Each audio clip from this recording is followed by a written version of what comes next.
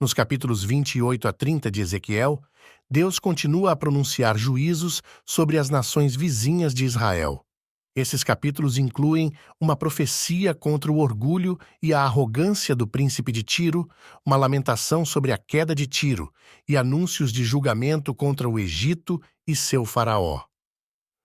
Deus demonstra que seu poder e justiça se estendem sobre todas as nações e que ninguém está fora do seu alcance. Ezequiel, capítulo 28, versículos 1 a 10. Deus dirige sua palavra contra o príncipe de Tiro, que em sua arrogância se considerava um deus. O príncipe de Tiro se exaltava por causa de sua sabedoria e riqueza, acreditando que seu sucesso era resultado de sua própria grandeza. Ele dizia em seu coração: "Eu sou um deus. Estou entronizado como um deus no coração dos mares." No entanto, Deus lembra ao príncipe que ele é apenas um homem e que enfrentará um destino mortal. Deus promete trazer estrangeiros, os mais terríveis das nações contra ele, que o trarão para baixo e o matarão. O príncipe de Tiro descobrirá que não é um deus, mas um simples homem, mortal e vulnerável. Ele morrerá a morte de um incircunciso e então saberá que o Senhor é Deus. Versículos 11 a 19.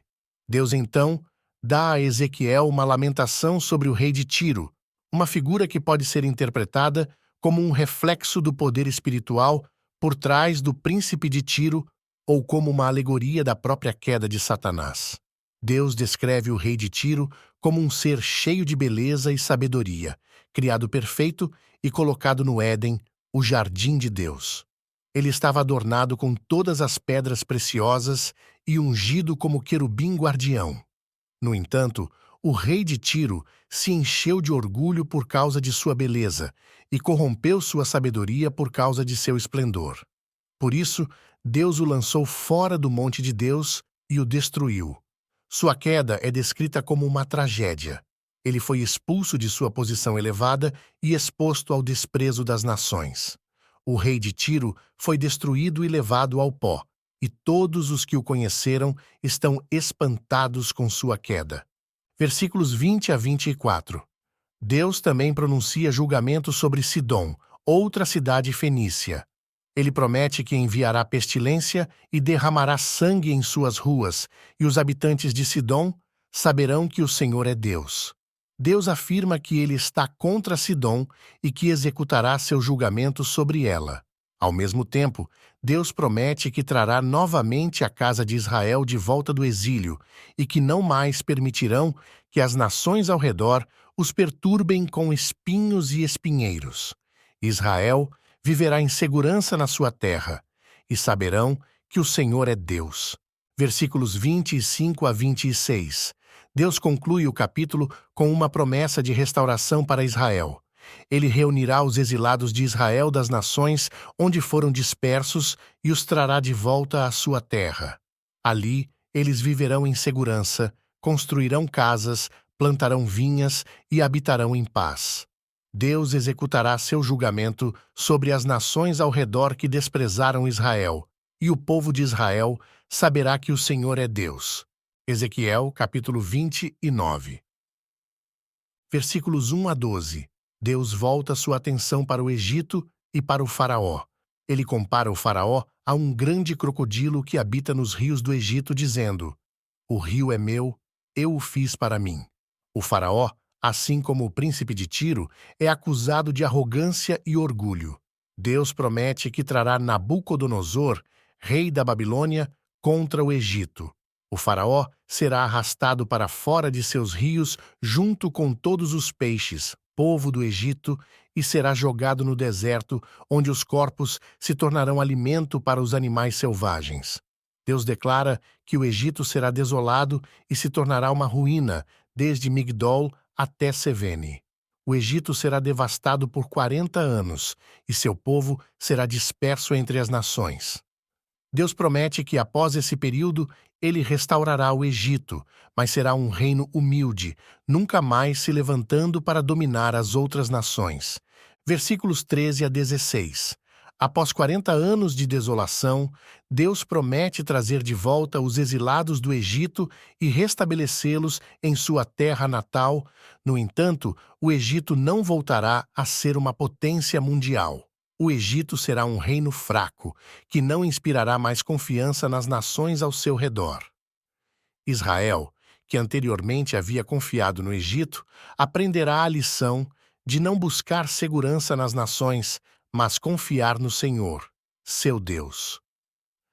Versículos 17 a 21.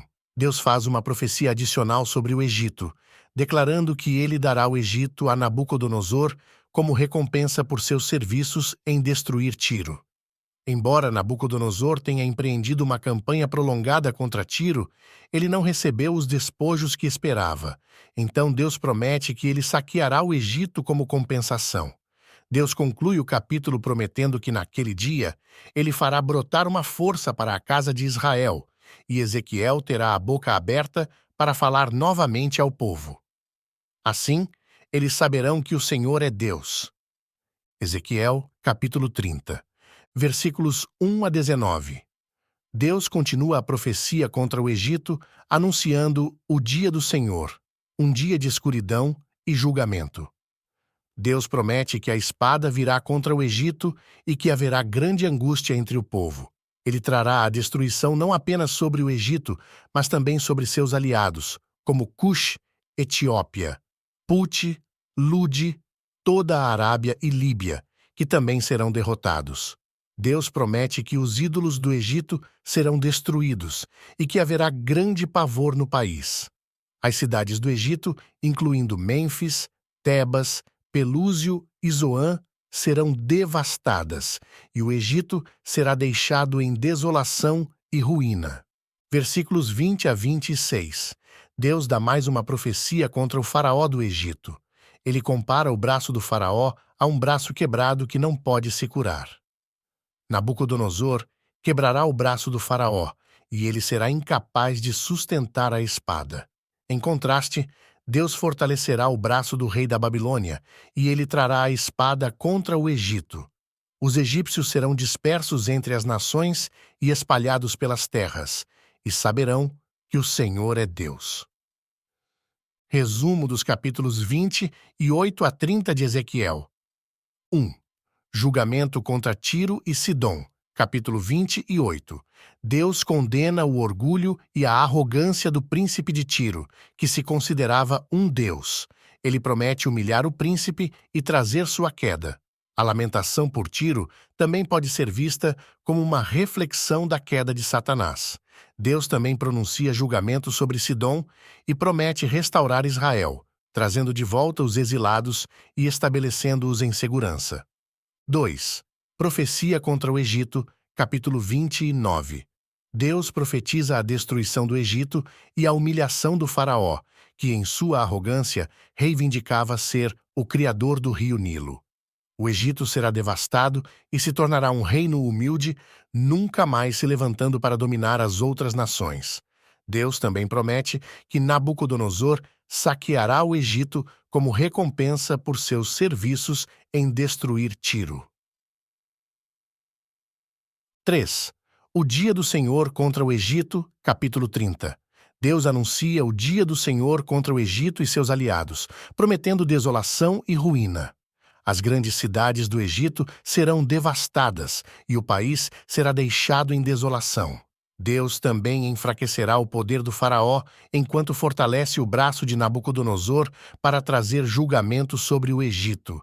Esses capítulos de Ezequiel mostram como Deus julga as nações com base em seu orgulho, arrogância e traição. O príncipe de Tiro, o faraó do Egito e outras nações ao redor de Israel enfrentam o julgamento de Deus por causa de suas atitudes arrogantes e de sua inimizade contra Israel. No entanto, também há uma promessa de restauração para Israel, que verá a fidelidade de Deus em meio ao julgamento das nações. Obrigado por nos acompanhar nesta leitura dos capítulos 28 a 30 de Ezequiel.